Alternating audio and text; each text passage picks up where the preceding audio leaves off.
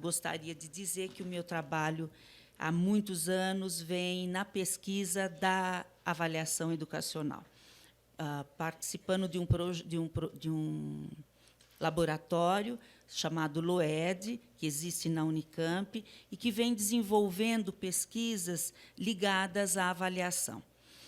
E, hoje, falando um pouquinho sobre esses grandes desafios que temos quando falamos de avaliação de sistema, e logo vamos percebendo que, para recolocar, refletir sobre a avaliação de sistemas, nós precisamos recuperar a possibilidade da construção de uma avaliação institucional dentro das unidades. Nós começaríamos a perguntar para todos nós como professores, instituições e sistemas constroem sucesso ou fracasso dos seus próprios processos.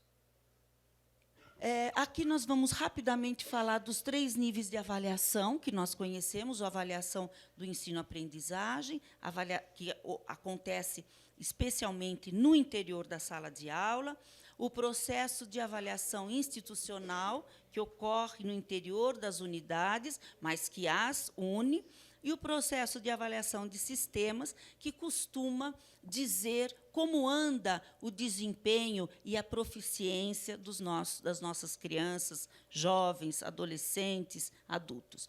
Esses 3 níveis de avaliação, da mesma forma, igualitariamente, eles são definidos e são representados em modelos avaliativos, quer seja 0 a 10 para a prova, A, B, C ou D, na avaliação de sistemas também, e na avaliação de redes também. Ou seja, qual é a classificação do Brasil no PISA? Qual é mesmo a nota da escola em um SARESP? Qual é mesmo a nota do aluno no SAEB, no Enem, no antigo Provão e. Então, eles são definidos e representados nesses modelos de avaliação. O primeiro, então, nós temos o que eu já disse, ensino-aprendizagem institucional, podemos ir, Sônia?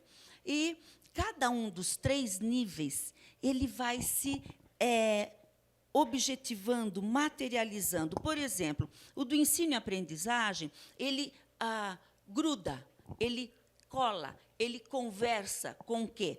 Com as disciplinas que são chamadas matérias escolares. E também a avaliação ela está de braço dado com um determinante de tempo e de ritmo. Ou seja, quanto mais eu exijo que todos sejam iguais, mais diferentes eles ficam. Por quê? É aquela velha frase: eu ensino todos a mesma coisa em 40 minutos. Por isso, todos devem aprender. Só que, toda vez que eu quero ensinar a todos nos mesmos 40 minutos, as diferenças aparecem, porque o outro precisa de 50, de 60, de 90 minutos, e em ritmos diferentes, porque as pessoas aprendem em ritmos diferentes. Então, fazer igual produz diferença. Por exemplo, a fragmentação das disciplinas em tempos escolares. Ou seja, eu digo que tempos determinados, eu digo que todos terão tantas disciplinas, tantas aulas. Configurando uma grade de forma a formatar, a colocar na forma cada sujeito do jeito que eu acho que eles devem ser, de preferência todos iguais. E a forma não é a mesma para todos. As pessoas não cabem na mesma forma. Também eu posso produzir desigualdades a partir dos ritmos diferentes, exatamente o que falávamos há pouco. Todos têm que aprender no mesmo tempo. Com isso, eu produzo uma enorme desigualdade. E, nas medidas, evidente, o 0, o 10, o 8, eles materializam a desigualdade que ocorre na sala de aula. Mais uma figura que serve para os 3 níveis de avaliação que fazemos. Eu posso produzir isso quando eu falo em desigualdade. Alguns saem, são ejetados da escola, dos grandes provões, da avaliação de sistema, e da sala de aula também. Alguns passam por baixo. Eu ejeto pela porta de baixo. E, para outros, eu tenho um maître, um governanto, sei lá quem, abrindo a porta inteira em cima. Então, a desigualdade tem essa competência, ela produz as diferenças e as formas com que eu digo para o sujeito, vá, para a família, vá, para a sociedade, para as classes sociais. O seu direito é esse. Todos saem por aquela porta, alguns por baixo, outros não. Avaliação institucional. É um processo que reúne informação, reúne dados, para alimentar e estimular a análise reflexiva das nossas práticas, buscando sempre a melhoria. A avaliação institucional, quando nós dizemos é um processo que reúne informações e dados, não só os dados quantitativos, quando eu falo em avaliação institucional, por exemplo, número de sujeitos na escola, em uma rede, onde eles estão localizados, em série, não é só isso. Esses dados precisam ser qualificados. Como eu qualifico um dado? Quando eu olho para aquele sujeito que está formatado naquele dado e consigo explicar por quê e consigo perceber ou sonhar, planejar para que ele saia daquele estado que eu consigo analisar. Essa é a riqueza de uma avaliação institucional. Não é só constatar, não é só buscar a informação, mas é qualificar a informação e materializá-la qualificadamente em uma ação. Como eu produzo desigualdade na avaliação de sistema? Eu burocratizo completamente os processos decisórios na escola e digo que o pai só vai poder falar com o diretor depois que ele passar por 4 instâncias. Ou, vamos uma coisa mais fácil, eu marco uma reunião com o pai às 10 da manhã e digo que o problema é dele que não compareceu. Não é? Por que será que as escolas não funcionam à noite para atendimento das famílias? Vamos tomar cuidado com a nossa primeira e imediata resposta. O professor não ganha para isso. É muito mais do que isso. Se o professor trabalhar para atender as famílias vão ser atendidas e entendidas. O projeto muda. E vai que ele dê certo. É um perigo. A desqualificação das decisões coletivas. Quando eu desqualifico e digo, isto que vocês decidiram na escola é um absurdo. Não dá. Quem vai decidir é o orientador pedagógico, é o diretor da rede, é o secretário. Ou seja, eu desqualifico, ou eu digo assim, mas vocês vêm com essas reivindicações que são apenas da pintura da escola? O que mais? Isso é muito pouco. Está vendo como a escola não sabe fazer adequadamente as suas demandas? Faço eu, diretor. Até o projeto político-pedagógico. Faço e mostro. Uma outra forma de produção é a desigualdade de tarefas e atribuições. Quando eu digo que a merendeira só vai cozinhar. Quando eu digo que o porteiro só vai abrir a porta. Quando eu digo que o jardineiro só vai molhar a planta. Na escola, isso não pode existir. As pessoas têm que estar entrelaçadas. Quando a professora leva suas crianças na horta e o jardineiro começa a conversar, contar, explicar e educar essas crianças, porque ele também é um educador. Quando a merendeira diz para a menina, isso hoje tem muita vitamina, por que você não quer?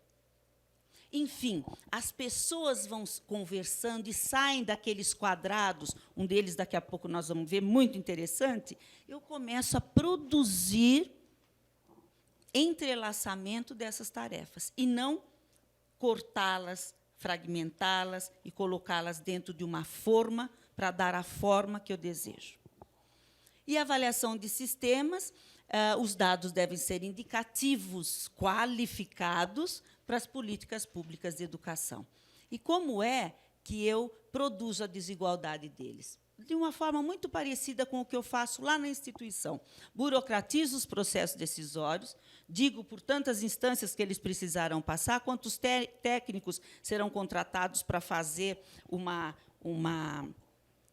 prova, quantos matemáticos, estatísticos eu preciso para entenderem os dados, que nem precisam voltar para a escola claros, quanto mais claro, mais perigosos. Então, eu deixo daquele jeito mesmo e coloco as medições, esqueço ou não explico o que é uma série histórica, etc., etc. Então, com isso, eu consigo, no processo burocratizado, impedir transformação. Eu publicizo os resultados daquela forma que nós temos tantas vezes repetido, né? Quem é melhor, quem não é, nas primeiras páginas do jornal. E convenço as famílias que essa busca ranqueada é muito importante, não é? E também na luta histórica entre o que são as decisões políticas e quais são as decisões técnicas. E aí vem essa figurinha que mostra um pouco como nós ficamos todos formados dentro de formas que podem até ser formas muito aparentemente interessantes, mas eu as coloco também dentro de um quadrado e elas não alcançam nenhum sucesso. Estamos todos quadrados dentro de jornais, aparentemente todos buscando informações, mas elas não escapam delas mesmas, elas não produzem reflexões. E aí nós podemos falar de tudo isso, é preciso encontrar saídas, é preciso encontrar formas de romper essas grandes ciladas. E a avaliação institucional participativa ela se presta a muitas coisas. E se presta especialmente a qualificar as relações que ocorrem dentro da escola e na comunidade. E aí eu diria a vocês que nós trazemos isso, que é das nossas grandes preocupações de pesquisadores lá no laboratório. Nós temos alguns eixos dentro da avaliação participativa, avaliação institucional participativa, e nós fomos percebendo, desde a última grande pesquisa que nós encerramos em 2008, teve início lá em 2001, e chamada GERES, era uma pesquisa longitudinal de desempenho das crianças e de análise das escolas e do nível socioeconômico delas. Essa grande pesquisa nos mostrou inúmeros dados, inúmeras possibilidades, e nos mostrou que a escola é capaz. Se ela tiver, já que o nível socioeconômico daquelas famílias, daquelas crianças, não é determinante, mas ele é altamente explicativo do fenômeno. Por isso, ele não pode ser ignorado. Se eu desejo encontrar saídas, eu preciso olhar para essa avaliação qualitativa, eu preciso olhar para esse nível socioeconômico e para essa comunidade com muita atenção. As crianças são crianças que vão para a escola, mas são crianças daquela comunidade. E, ao entrarem na escola, elas levam consigo toda a sua história, e a escola não pode ignorar a história dessas crianças, se quiser entendê-las e se quiser oferecer para elas o que lhes é de direito. Os impactos, quais são? Por exemplo, o estabelecimento de conexões com a vizinhança escolar. E esse efeito vizinhança é extremamente importante. É um efeito que traz dados altamente explicativos. Por que aquela escola? Qual o impacto da comunidade naquela escola? E, por vezes, dependendo do projeto político da escola, esta escola irá impactar a sua comunidade. É extremamente desanimador quando nós entramos em uma escola pública de uma comunidade periférica e perguntamos quantas igrejas e quais tipos de igrejas, quais são as crenças, o que nós temos por aqui. A diretora diz, não sabemos, nunca saímos por aí olhando e perguntando. Esta fala ela é altamente explicativa. É muito diferente de você ir lá e a diretora falar, hoje eu fui visitar um menino que quebrou a perna ali, a 3 quadras da escola. Chegando lá, eu encontrei a mãe de não sei mais quem e resolvemos que vamos fazer uma reunião porque estão com um problema grave aqui, ou não importa de que natureza. Ou seja, as relações vão se estabelecendo de maneira diferente. Essa escola não ignora, ela não está ali colocada artificialmente como uma ilha, né, cercada de outras coisas por todos os lados. Ela é a escola e ela é a comunidade. Analisar os seus resultados e a relação deles com o nível socioeconômico da comunidade, e, evidentemente, que isso favorece a aprendizagem. isso favorece o saber, a construção de um saber. Não é? Afinal, é disso que nós estamos falando. Todo esse nosso processo, esse caminho, ele existe para que nós possamos oferecer, ou ajudar, ou trocar com essas crianças, né? Com esses jovens, com esses adolescentes. Afinal, a escola é a razão da existência, o aluno é a razão da existência de uma escola e de uma universidade, inclusive, né? E aí as nossas perguntas: qual o efeito da escola na comunidade? Ela leva em conta a existência da escola, a existência da escola em si? A comunidade olha para a escola dizendo: essa escola pode ser, tem a potencialidade de ser uma parceira? Por outro lado, como a escola se organiza sob o ponto de vista administrativo, burocrático, financeiro, físico, pedagógico, levando em conta o seu entorno. E os detalhes disso todos conhecem, né? Quando eu não levo em conta, por exemplo, esses aspectos todos, eu posso correr o risco de dizer para o aluno que eu não gosto que a tarefa dele venha escrita numa folha que tomou chuva essa noite, está feia. Não é?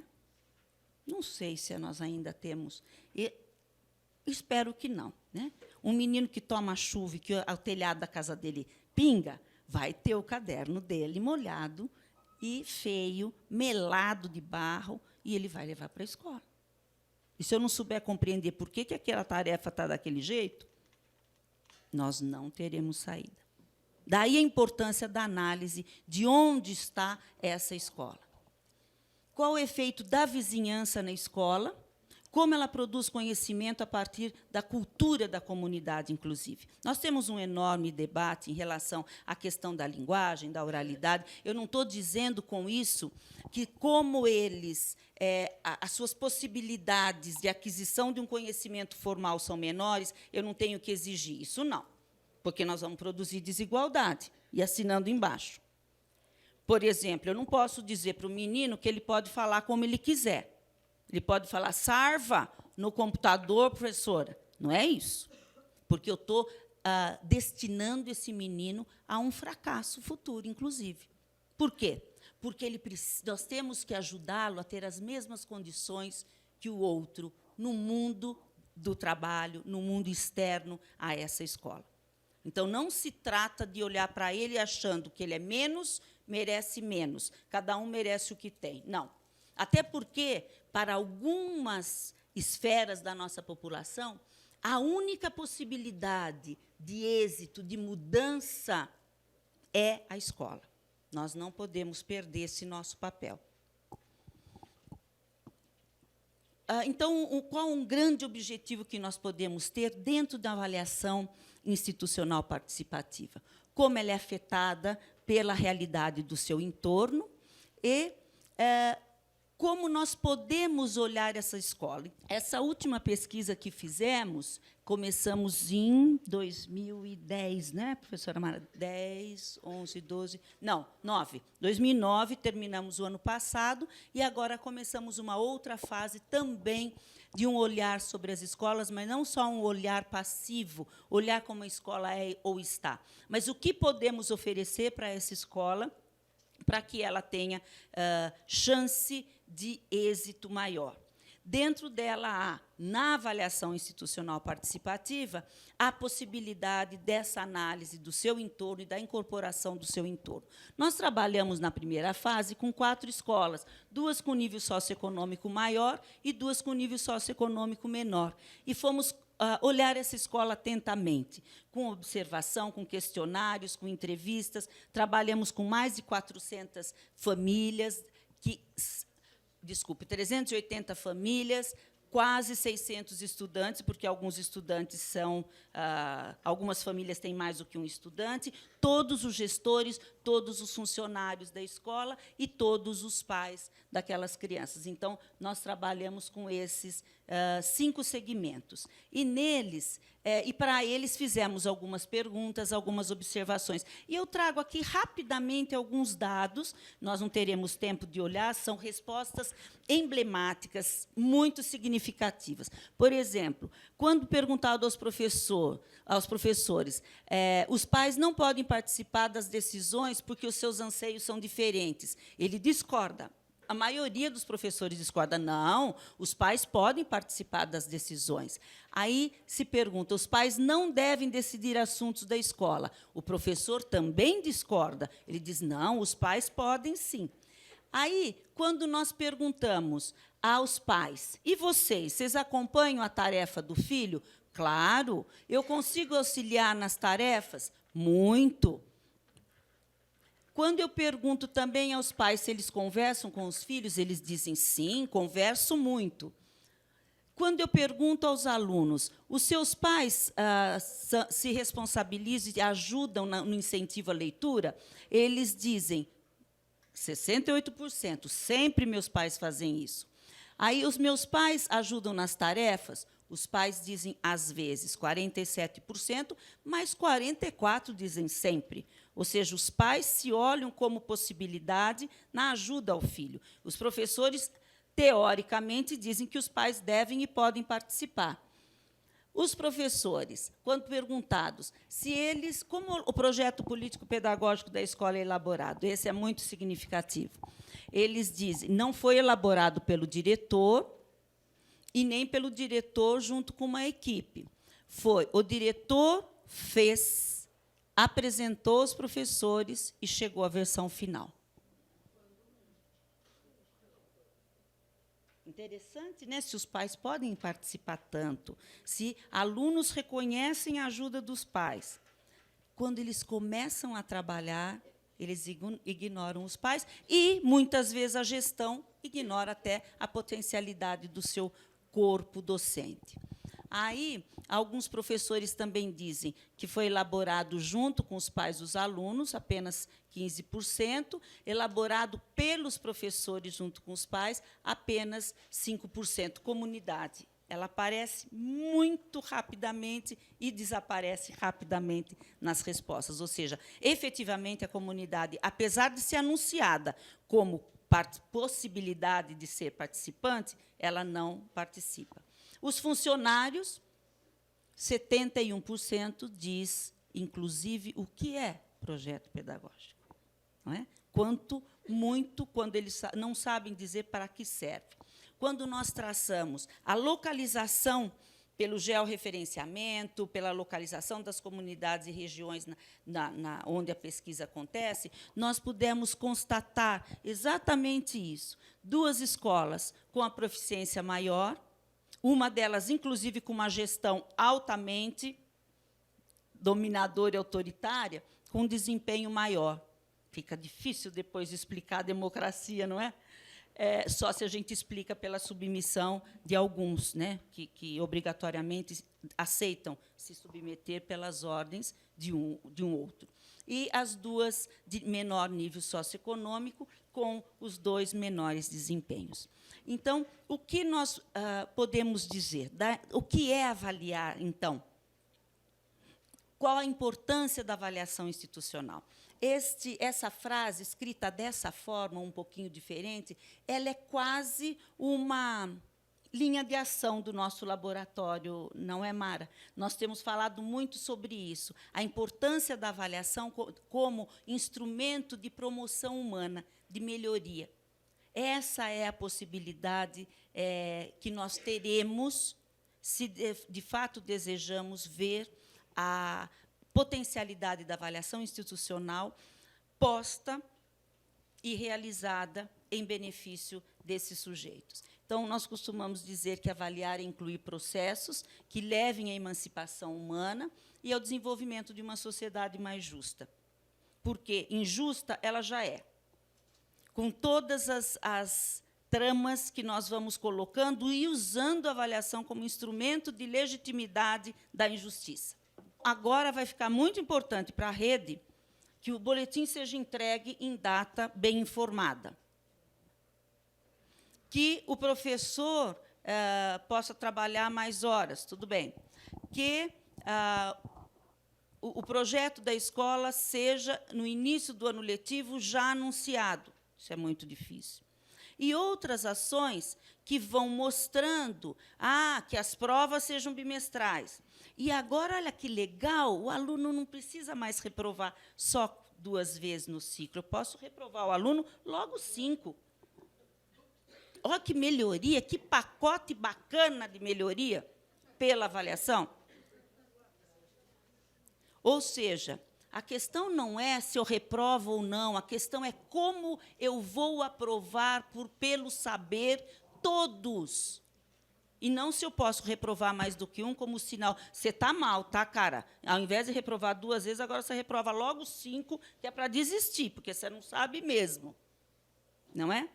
E, então, a responsabilidade recai sobre quem, nessas medidas? O professor. Ou seja, ele terá uma jornada técnica muito maior e nós não vemos em nenhuma das ações um sinal da responsabilidade do Estado, da política do Estado para com as escolas.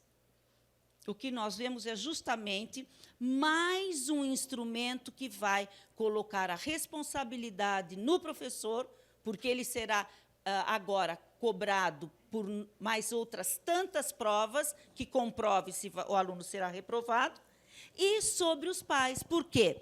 O pai tem que buscar o boletim na data marcada em calendário. Falar nisso para um trabalhador que demora 3 horas para chegar no seu trabalho e mais 3 para voltar, é quase dizer para ele, não faça, é só para eu ter alguém para pôr a culpa pelo fracasso. Tá? E ficamos assim. Então, nesse sentido, a avaliação da sala de aula da instituição e da rede ela está altamente ligada à qualidade social do seu entorno. Ou seja, é preciso olhar para esse entorno da escola, para essas possibilidades da participação da comunidade, pela possibilidade de trazer um pai, não só porque ele é aposenta e pode vir cuidar da biblioteca como mão de obra barata, mas porque ele pode, sim, contribuir, não só pendurando bandeirinha, mas ele pode contribuir dizendo o que ele espera da escola e como ele pode ajudar como um sujeito da comunidade. Por exemplo, frequentando essa escola, inclusive nos finais de semana, não porque ele é um bom guardador de chaves, mas porque ele estará lá cuidando daquilo que é dele. Enquanto a escola se comportar como algo estranho ao seu entorno, o entorno não é da comunidade. Portanto, eu não tenho parceria com ela. Eu não tenho aquilo não tem nenhum significado para mim. E quem pode fazer a diferença é o gestor, o professor, o funcionário, a família e os estudantes. É neles que nós temos que investir, pensar, qualificar, acreditar e conversar. Obrigada.